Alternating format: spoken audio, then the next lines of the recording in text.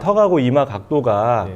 그 수평, 그러니까 즉 0도이거나 이마가 좀 더 높은 7도까지는 우리가 수면을 취할 때 정상적인 수면 자세라고 저는 계속 얘기를 하고, 네. 또 이 목 같은 경우도 옆으로 꺾이게 만들면서 우리 경추 부분에 어떤 그 역학적인 그 움직임을 방해하게 됩니다. 그렇게 되면서 생길 수 있는 문제점이 이제 두통이라든가 목 디스크, 이런 질환들이 일어날 수밖에 없는 거죠. 베개를 선택하는 포인트가 그런 것 같아요. 이게 내가 이제 목이 뭉치고 불편하니까 내가 네. 나한테 맞는 올바른 베개를 선택하는 방법 중에 또 하나가 있고, 또 하나는 수면을 위해서 네. 이제 불면증을 좀 더 해결하기 위해서 나한테 베개를 맞는 올바른 베개를 선택하는 것들이 되게 중요할 것 같은데, 나머지 또 기능들 한번 좀 더 설명을 좀 해주시면. 지금 이제 제가 보기에는 이 가운데보다는 옆에가 좀 더 높거든요. 네, 옆에 맞아요. 위치가 네. 약간 좀 들어가 있는 움푹 파여 있는 부분들도 있고. 네, 네, 맞아요. 이것도 뭐 물론 기능적인 부분들, 네. 그러니까 이제 바로 누웠을 때랑 네. 옆으로 누웠을 때 이제 어떤 그런 차이가 있을 것 같은데, 네. 그런 부분도 좀 설명 좀 부탁드리겠습니다. 굉장히 좋은 질문을 네. 해주셨는데요. 똑바로 누웠을 때 우리가 그 턱하고 이마 각도가 네. 그 수평, 그러니까 즉 0도이거나 이마가 좀 더 높은 7도까지는 우리가 수면을 취할 때 정상적인 수면 자세라고 저는 계속 얘기를 하고, 네. 이게 턱하고 이마 각도가 예를 들어 똑바로 누웠을 때 이마가 너무 높거나 이러면 이제 높은 베개를 뱉다라는 네, 네. 의미인 거고, 높은 베개를 뱉을 때 생길 수 있는 문제점이 기도를 좁게 만들고, 그러면 이제 코골이라든가 수면 무호흡증이 더 생기게 되고, 그 다음에 뒷목의 근육이 더 뭉칠 수밖에 없는 상황이 네. 만들어지는 거죠. 그러니까 아까 말씀드린 가장 우리 핵심 포인트 근육이 후두하근이라는 근육인데, 후두하근도 베개를 높게 뱉을 때 후두하근이 계속 당겨지면서 작은 스트레스가 계속 지속적으로 가해지게 됩니다. 그렇게 되면 우리가 수면의 질을 높일 수가 없게 되겠죠. 그래서 너무 높은 베개도 안 좋고, 반대로 턱이 이마보다 더 높아 버리면 또 안 되는 이유가 네. 입이 벌어지게 돼요. 네. 그러니까 입이 벌어지게 되면은 그 비근한 예로 이제 입이 바짝 마르게 됩니다. 침이 마르기 시작하면서, 그리고 침 삼키기도 어려워져요. 그래서 어떤 고객님은 그 얘기를 하시는 거예요.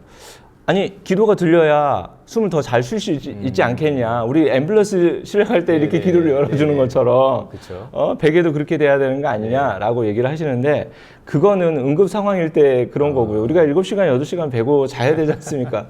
뒤척이기도 하고 똑바로 누웠을 때, 옆으로 돌아 누웠을 때 또 그렇게 자야 되는데, 당연히 어느 정도 기도가 열리는 건 좋지만, 기도가 너무 열렸을 때 아까 제가 말씀드렸듯이 이게 입이 이렇게 벌어지게 됩니다. 그렇게 되면 이제 입이 바짝 마르게 되고요. 침 삼키기도 어려워지게 되는, 그래서 수면의 질을 오히려 떨어뜨릴 수밖에 없는 상황이 만들어지게 되는 거죠. 그리고 아까 말씀하신 것처럼 옆으로 이제 돌아 누웠을 때는 가장 주안점으로 삼는 게 뭐냐면, 어깨가 많이 눌리느냐. 네. 예를 들어서 균일하게 똑바로 누웠을 때와 옆으로 돌아 누웠을 때 높이가 같잖아요. 네네.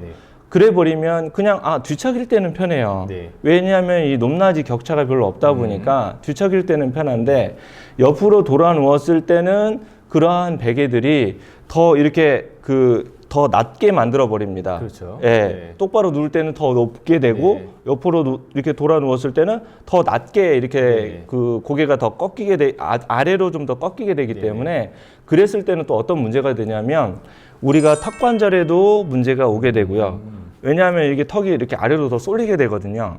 그렇게 되면서 또 이 목 같은 경우도 옆으로 꺾이게 만들면서 우리 경추 부분에 어떤 그 역학적인 그 움직임을 방해하게 됩니다. 그렇게 되면서 생길 수 있는 문제점이 이제 두통이라든가 목 디스크, 이런 질환들이 일어날 수밖에 없는 거죠.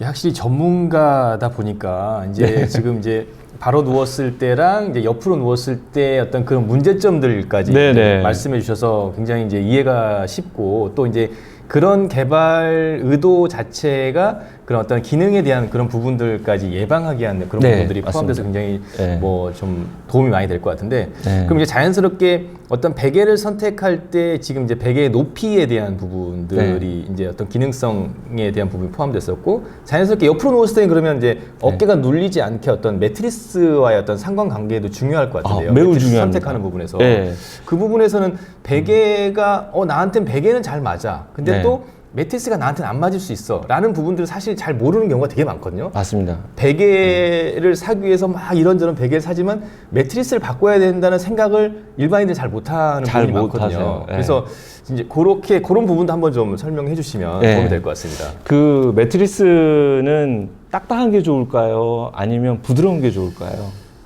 보통 이제 네. 많이 광고는 많이 하죠. 네. 부드러운 매트리스를 네. 선택하고 네.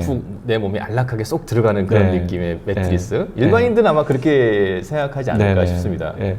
외국 사람들 같은 경우, 그러니까 네. 주로 이제 서양인을 기준으로 본다 그러면 미국이라든가 이제 그 서유럽 쪽 국가들, 네. 그러니까 선진국들은 거의 대부분 굉장히 부드러운 매트리스를 선호하는 경향이 크고요. 네.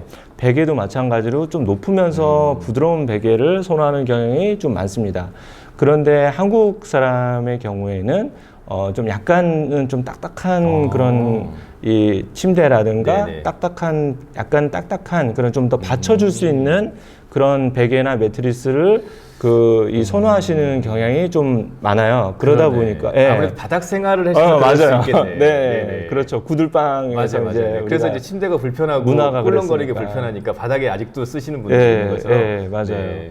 그 외국 같은 경우는 그래서 그 카이로프랙틱이라든가 물리치료사분들이 그 소득 수준이 꽤 높은 걸로 알고 있어요. 네. 왜냐하면 부드러운 거를 선호했기 때문에 체압 분산에는 도움이 되지만 네. 정상적인 우리 척추 만곡을 그 유지해 주는 데는 도움이 되지 못하거든요.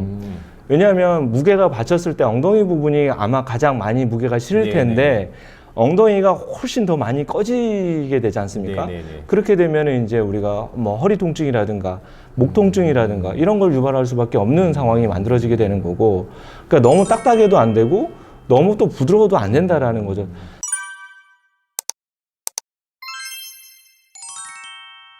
적당하게 처음에 우리가 이 베개라든가 매트리스에 이렇게 딱 대었을 때는 좀 더 부드러운 그런 느낌, 체압 분산이 어느 정도 되는 느낌을 받는 게 좋고요.